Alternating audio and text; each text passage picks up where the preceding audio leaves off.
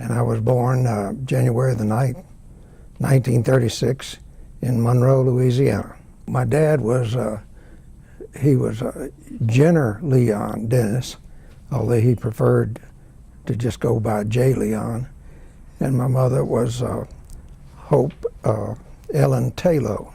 I have one half-brother, Beverly Leon Dennis. Well, I had 4 sons, Stephen, Greg, Mark, and Tim Dennis. Unfortunately, I lost Greg recently. It's been about 10 years ago now.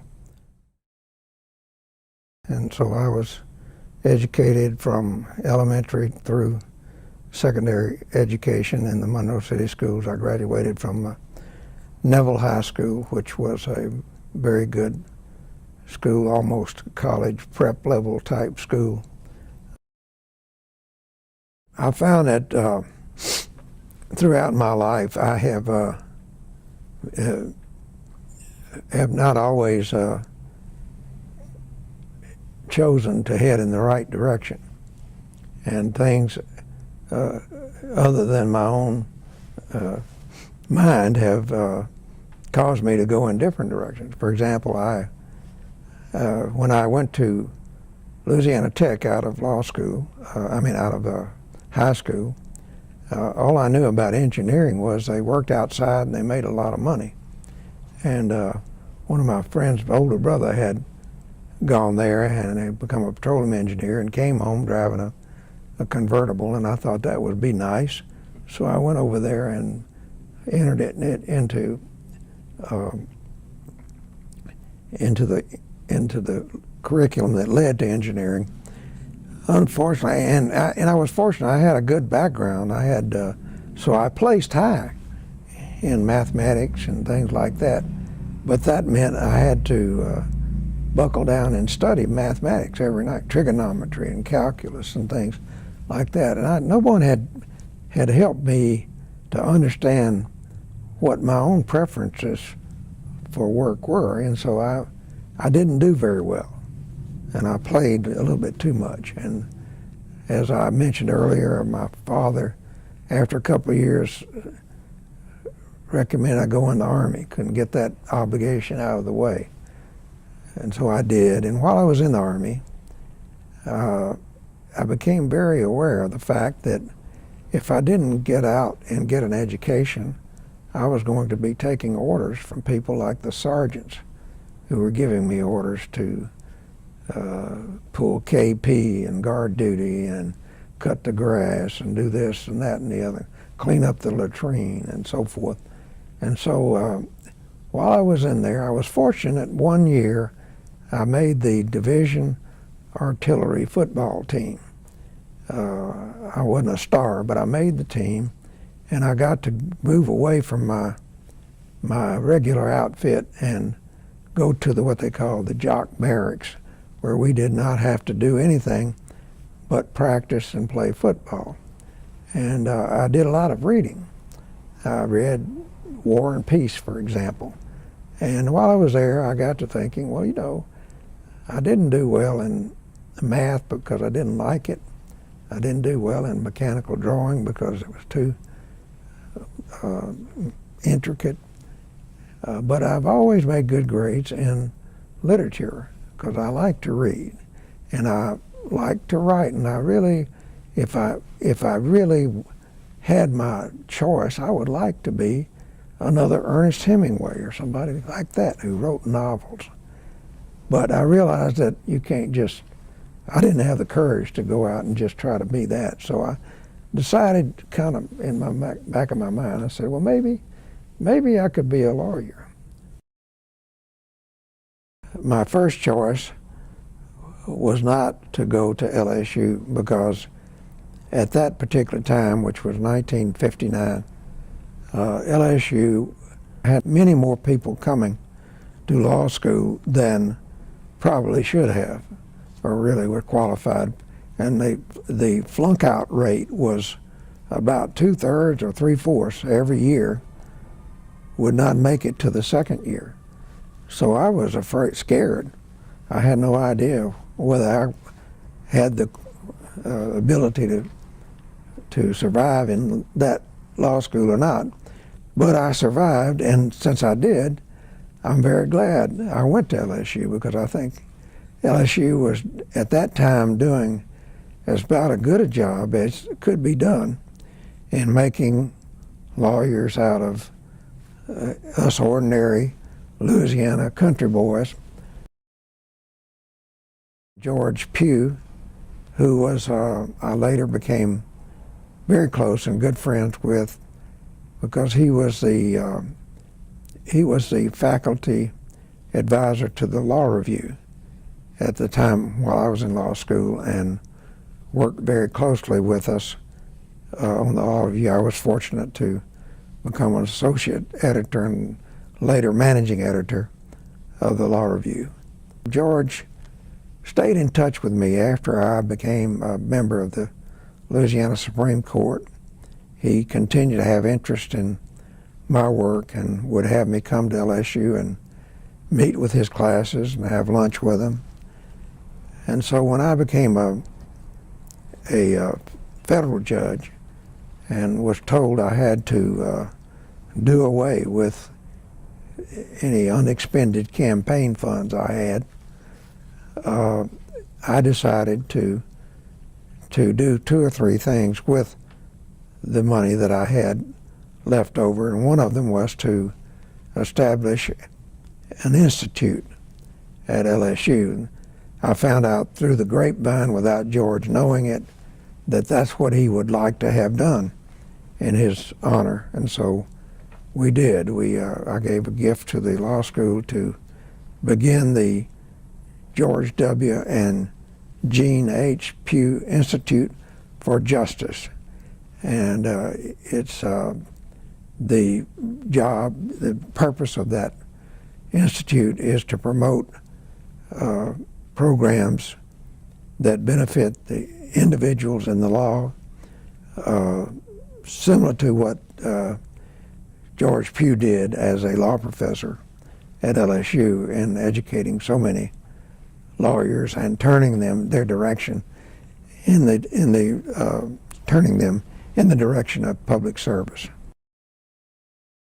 I went back to Monroe and entered the law firm of Hudson, Potts, and Bernstein, where I practiced for 10 years. During that time, I became a partner, but also entered the legislature for 4 of those years.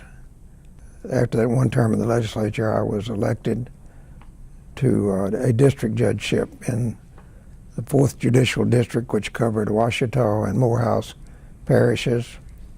The 2 cities, principal cities, were Monroe and Bastrop.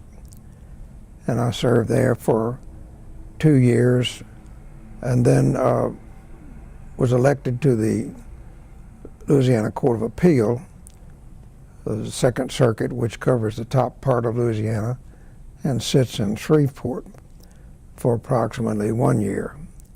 And then the justice from our area, Mack Barham, retired, and I ran for and was elected to the Louisiana Supreme Court in late 1975. I served there for 20 years, almost 20 years, before being appointed to the U.S. 5th Circuit Court of Appeal, where I am now serving by President Clinton. I have been fortunate to have served as a visiting professor at LSU, both on the LSU campus and in France, in both Aix-en-Provence and Lyon. And my good friend, Professor Yiannopoulos, who started off teaching me at LSU and later moved to Tulane, has had a program in Greece, or one of the Greek Isles, for Tulane in the summers for many, many years. And I taught and participated in that program. And one of it was my great good fortune to co-teach a course with Justice Ginsburg one of those years, which I enjoyed very much, and have continued to admire and be a friend of hers. Mack Barham, he was, when I got out of law school and started practicing in Monroe, he was a district judge, and I tried my first case before him, and I was quite taken aback because he threatened to put me in contempt because I had asked the same question 2 or 3 times after an objection had been sustained. However, I found out that didn't really prejudice him against me because he ultimately decided the case for me. So I sort of got to know him and followed in his footsteps in a way, because he left that court and went to the Louisiana Supreme Court, and ultimately when he retired, he called me before he retired and told me he was going to retire and urged me to run for his position, and I did. And I had Mack swear me in at every level that I took in the Louisiana judiciary. After my first year in the legislature, the voters in Louisiana turned down 50-some-odd amendments, proposed amendments to the Constitution, which called to our attention in the legislature that we had the longest Constitution that was out of date and that had a lot of dedication of funds and a lot of things wrong with it. So I and others in the legislature became champions for calling a convention and getting a new Constitution. This was not popular at first, and so we were defeated in that effort. However, I was able to get a Constitutional Revision Commission adopted, and it worked for 2 years or so in revising parts of the Constitution piecemeal. And then in the governor's race in 1971, both Edwin Edwards and Bennett Johnston, who were the 2 leading candidates, had ran off for the victory, which it was Governor Edwards won eventually, but both of them endorsed the idea of having a new Constitution. And Edwards, true to his word, he got the legislature to call a constitutional convention. I had, in the meantime, become a district judge, and I've started not to get involved because I had all I could handle really in becoming a judge. But I had spent so much time on the project that I ultimately ran for and was elected to be a delegate to the Constitutional Convention. And my good friend and former colleague in the legislature, Bubba Henry, by this point had become the Speaker of the House, and he was elected chairman of the convention, and he asked me and appointed me to be the chairman of the Judiciary Committee, which was in charge of drawing up the judiciary article for the new Constitution. When I was on the state Supreme Court, we had a case called Our Selves versus, I think, Louisiana. And this had to do with a proposal to build a toxic waste dump in Burns, I believe it was Burnside, Louisiana, near the bank of the Mississippi River, over 2 natural aquifers that served that area. This was approved by a administrative agency set up by the legislature that had statewide elected officials on it. And they approved the location of the toxic waste dump, but the citizens in that area had opposed it and had formed an organization called Our Selves. And so when the case was later appealed to the Supreme Court, it was not a case that we had to bring up. The SOS organization asked us to bring it up. Legally, we at first could not see any way that our court could change the outcome of that case. And so, although we were concerned about it, we didn't bring it up right away. And I think Jack Watson said, well, why don't we just bring it up here and look at it? And we're all concerned about it. We don't have to, have a surefire solution right now. So, okay, so we granted it. So I got the case, and I knew I didn't have any better idea of how to decide it then than I did when we were talking about it in conference. We found that there were some really troubling things about this toxic waste dump. It was going to be clay-lined, but it was going to be over these aquifers. It was in the flood zone of the river, and so we didn't, nobody had answered the questions about what happens if there's a flood, or what happens if this liner breaks.